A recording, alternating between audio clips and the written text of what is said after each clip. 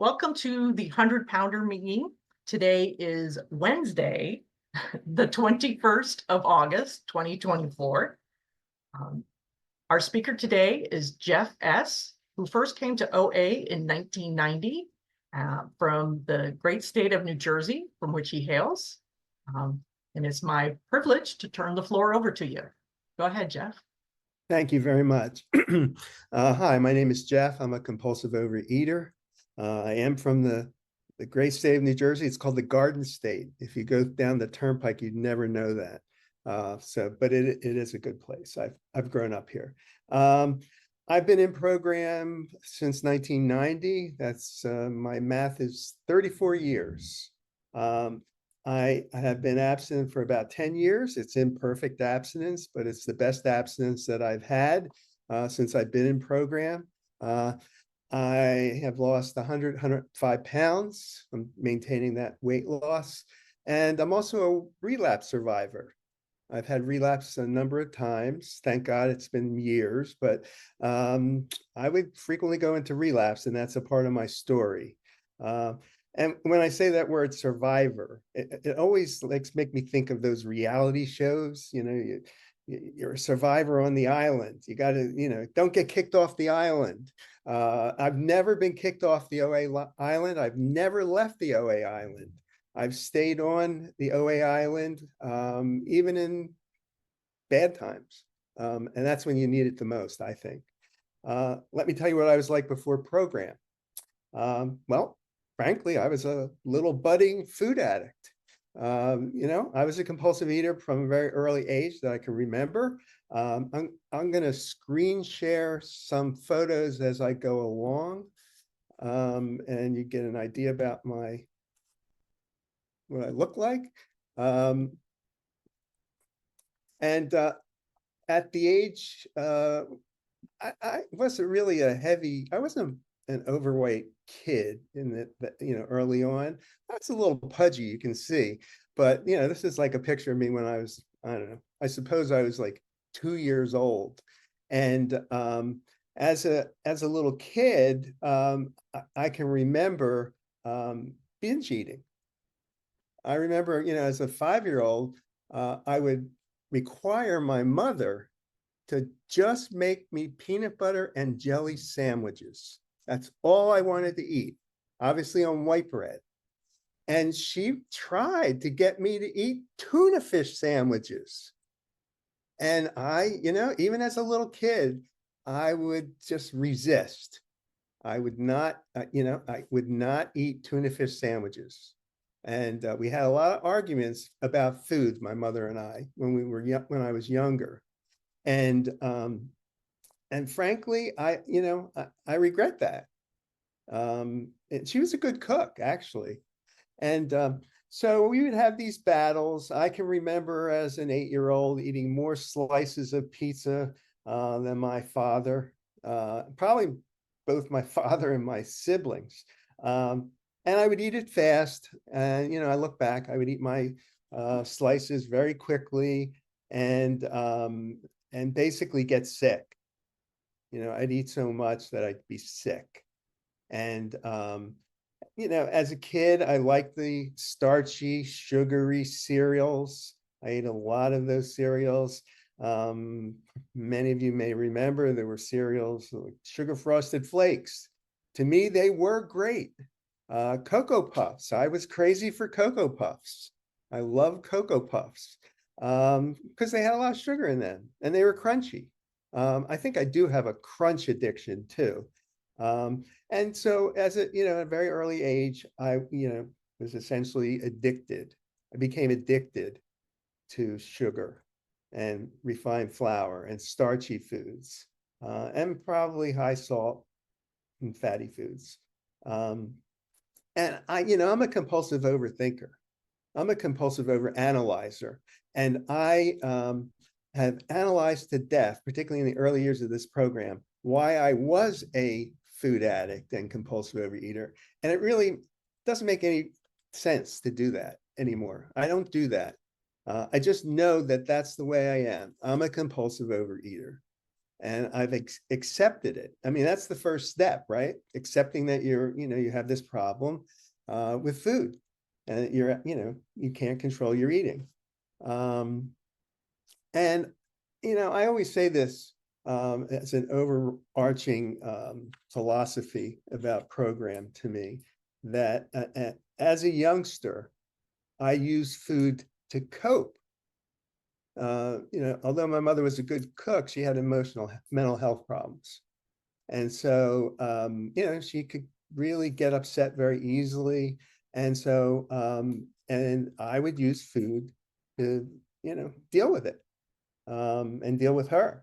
And that's the way it went. I learned at an early age to use food to cope with life. And that's my theme. If I have a theme, that's my theme. We were not religious. My family was not religious, although we were culturally Jewish. My parents were definitely agnostic, and I was agnostic.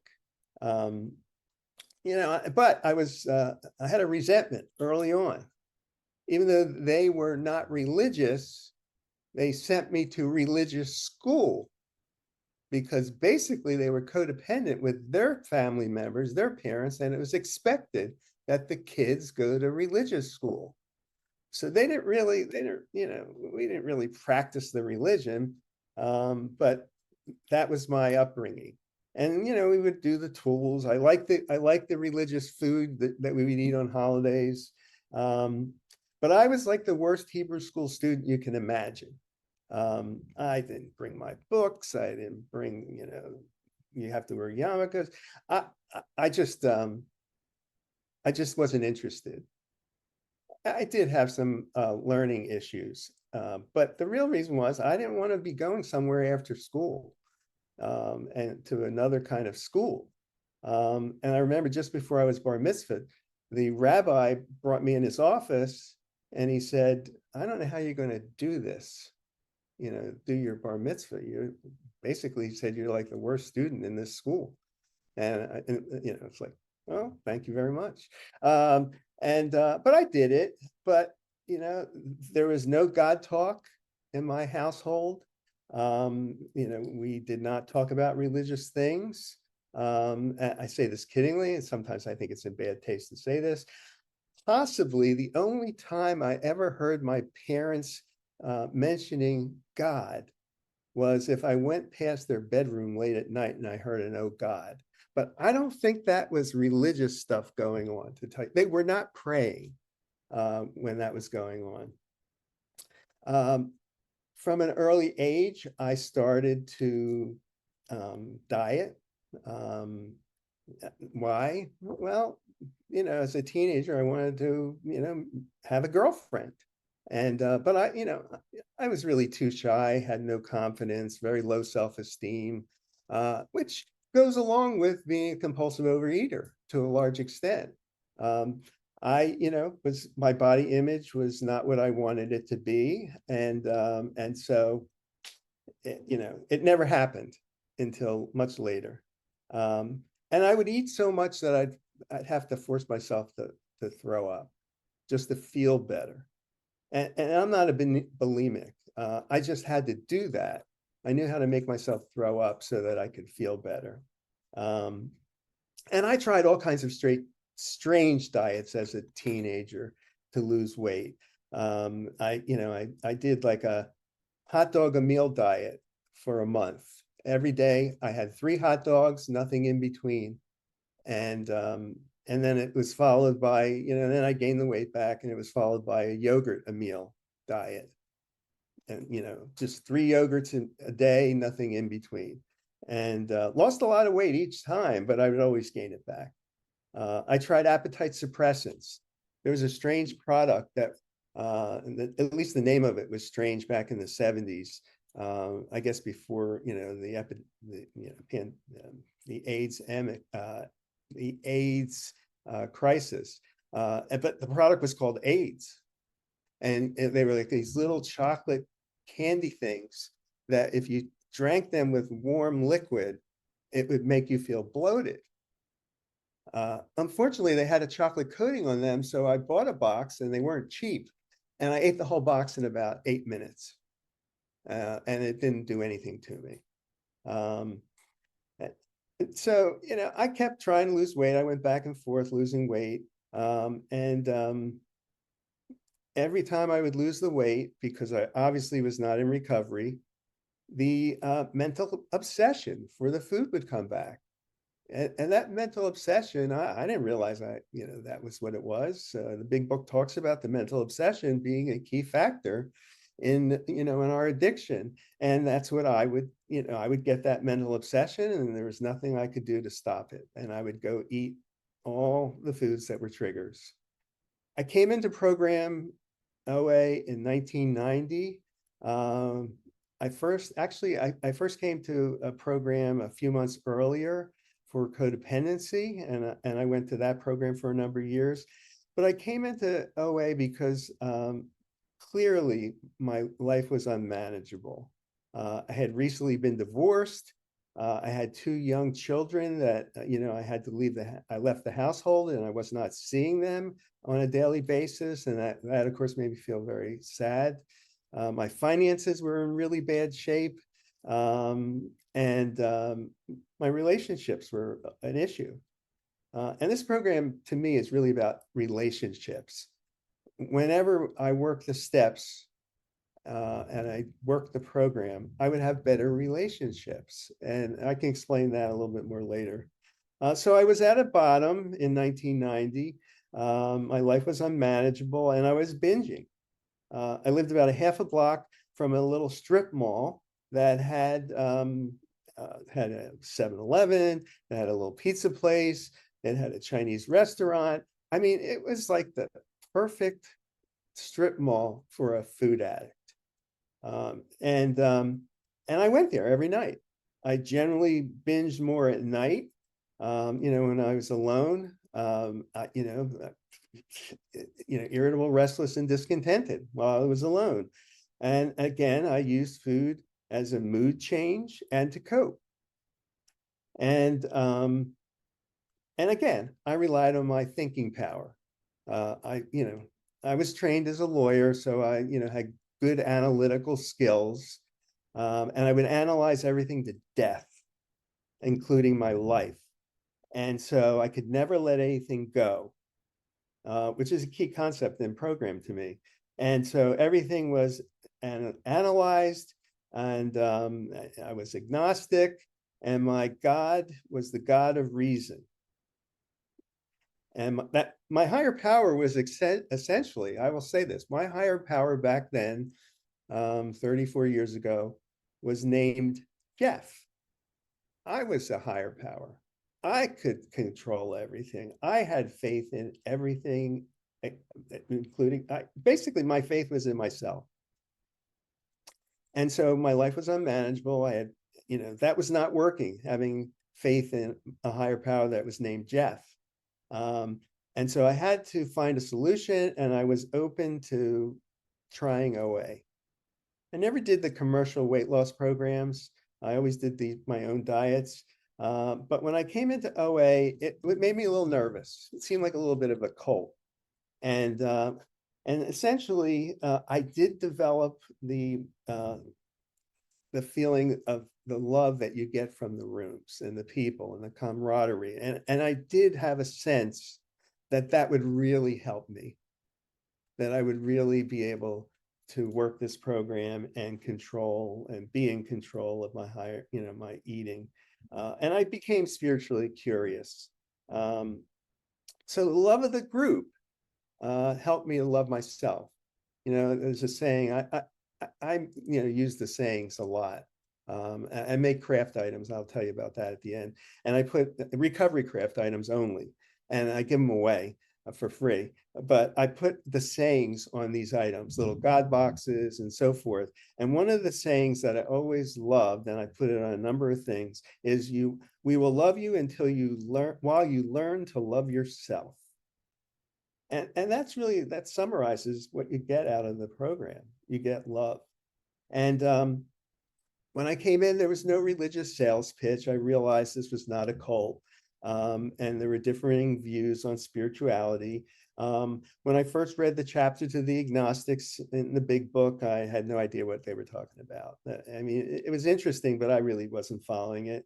Later on, not only did I follow it, but I also got a lot of value, and it helped me a lot to read the Appendix 2, which is really the spiritual experience, how we, through the educational aspects of the program, learn how to basically become spiritual.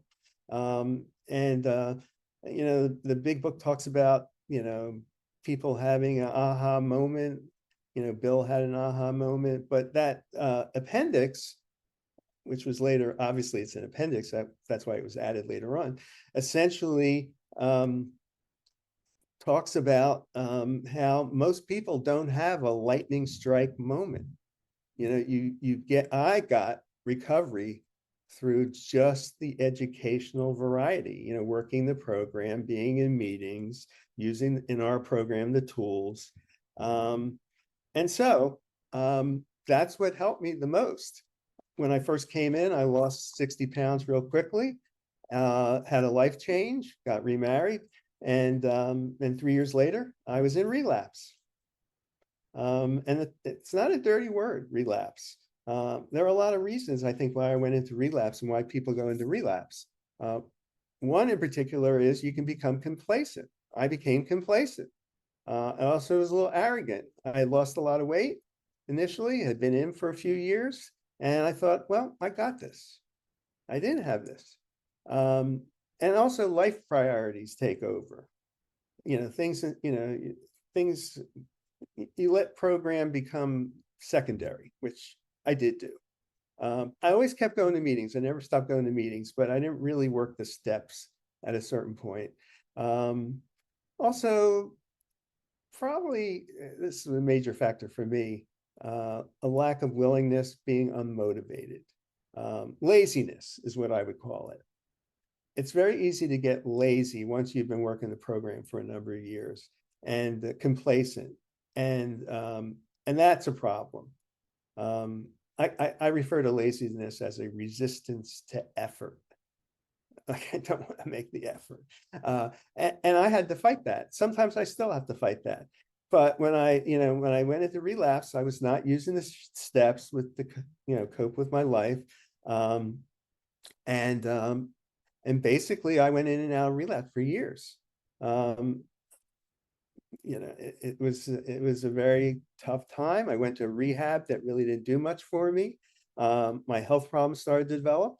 That included diabetes, gastroparesis, high blood pressure, you name it, the typical problems, the health problems that people in this program get when they are eating and they're not using the program. I did eventually get the miracle of abstinence and that psychic change.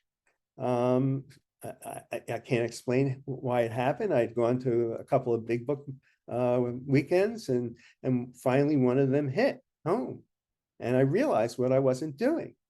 And what was I not doing? I was not doing the steps every day, the maintenance steps. And I realized that after talking to a number of people in program who had been abstinent for many years. They worked the steps and the tools every day, and I didn't realize that I needed to do that. And that's basically working steps 10 through 12. And the principle of step 10 is perseverance, and I had to learn perseverance. And so I started doing the steps every day. I do a journal. I still do it 10 years later. It's a Region 7 journal, which is a daily journal that is really, for me, it's very helpful. I do an evening review from that journal page of how I was feeling, what happened the previous day, whether I was resentful, whether I was selfish that day, or dishonest, or fearful, and of course irritable, restless, and discontented. And then I also put my food down. I write it down myself. And I got sponsors, finally. I really was without sponsors for a long time. I do a gratitude list, and that helps. But that's not the only thing. I mean, I could say that's step 10, but I needed to do really conscious prayer and meditation. And I was never doing that. I really wasn't. But I started to do that. And essentially, the spiritual part of the program came back. And by checking my feelings, how I'm feeling on a daily basis with step 10, doing prayer and meditation, doing a journal, and then doing sponsoring, that has helped me to stay abstinent. It's really very simple. It works if you work it, I guess. And I had not been working it when I would be, just before I go into relapse, I'd stopped working it. And I have to say, when I pray and meditate, it's hard for me to do prayer and meditation. I have to read the prayers and I read the big book prayers every morning, and I have to think about what I'm reading. Otherwise, it becomes a rote exercise. It really does. And so I do that. And let's see, I laid out all these pictures of myself and I forgot to show them. Well, here, I'll show you a couple more since I did I put them on my screen share. This is me as a 10-year-old. I was not really that overweight, you can see. I didn't walk around with a suit, by the way. That was a school picture. And hold on one second. I will show you another one. Here's me in high school. And I did diet. I did do diets beginning in high school. So you can see that I was not really that heavy in high school. But it didn't matter. I did diet to try and meet a girlfriend, and as I said, I never did. So it wasn't until I was much older. And okay, here is me just before program. Came into program in 1990, and hold on a second, if I can do this. This is when I was at this point, I would say 150 pounds overweight, could barely, could not walk without, being winded. So this is me at my top weight. And then I'll show you two more, just to get this out of the way. This is me when I retired. I have to say, when I retired, which was in 2000, and geez, it's been a while. It's been 10 or 12 years. When I retired 12 years ago, I was still going to meetings. I was in program, but I obviously wasn't working it. You can see. Retirement helped me to prioritize program. And I don't think you have to retire to prioritize program, but I was able to start working the program, diligently when I retired. And here, one more picture, and then I'll be done with the photos. Here's a picture of me not too long ago. I think I went to some event. So here, I'll show you that one. This is me. Yeah, I think it's about a year ago.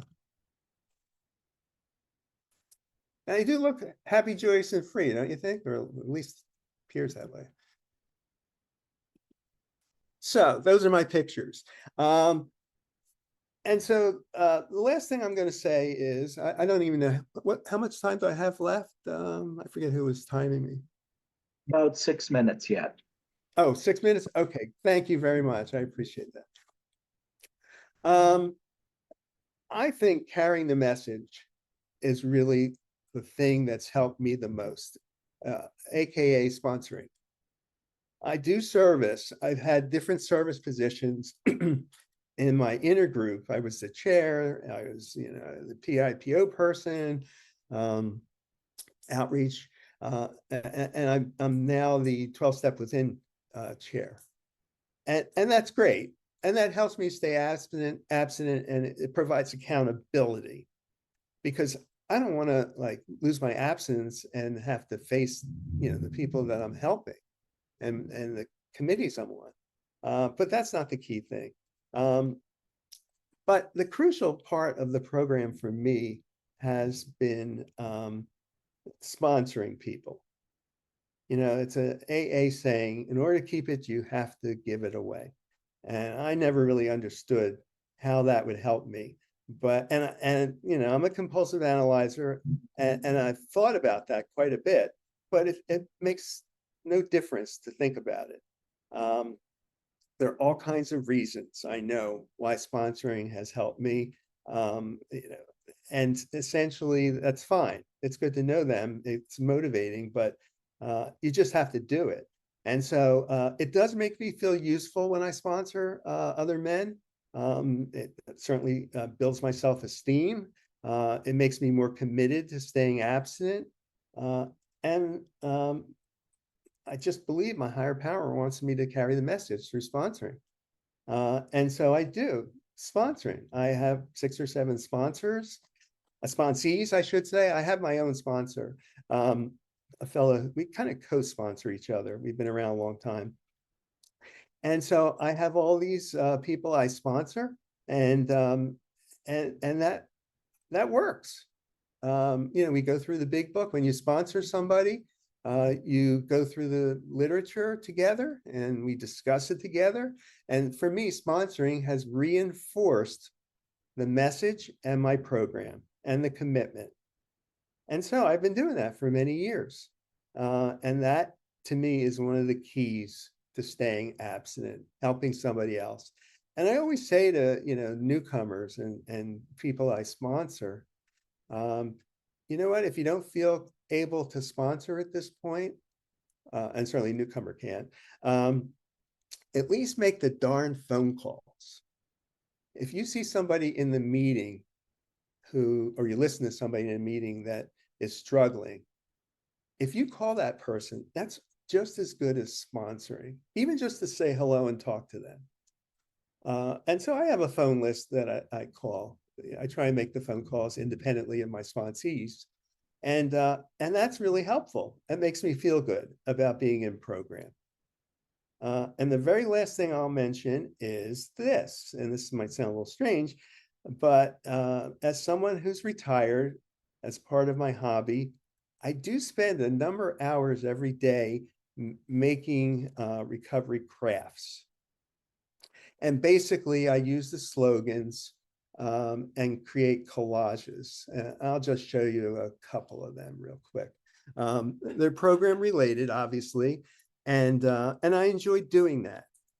And again, it reinforces the program for me and my awareness of the material and the slogans. And I've been doing this for about 10 years. And I give away, I've given away several hundred items. I pay the postage and I mail them. I can afford to do that. And essentially, I enjoy doing it. It makes me feel good to do that. And so I create these different slogans and different collages through my own photos and other things that I use. Let me see if I can do this. Oh, no, lost that one. Hold on 1 second. Still not great at screen sharing, but all right, back up. Okay, so I did one on the OA Promise a number of years ago. I don't know whether you can see it. Can everybody see this? And we use it at my meetings. And to me, this epitomizes the program, the OA Promise. It really does. We can't do this alone. When I came in, I had a sense of hopelessness, and I can't rely on my own unsteady willpower to stay abstinent or to control my food.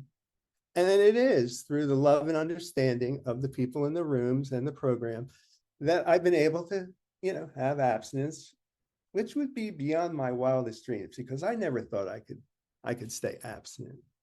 And that's the key. I think the fellowship is really a very important part of the program. And also, this is another one I did. If I can show you this one, I'll close probably on this one. What I do is I put these on wooden God boxes. I put them on plaques, coasters, you name it, I make it. But I That's just 30 minutes. Okay, I'm done. Yeah, so anybody who is interested in getting a free recovery craft item, just text me your mailing address and I'll do that. I have a garage full of these things, and so I will send them to you.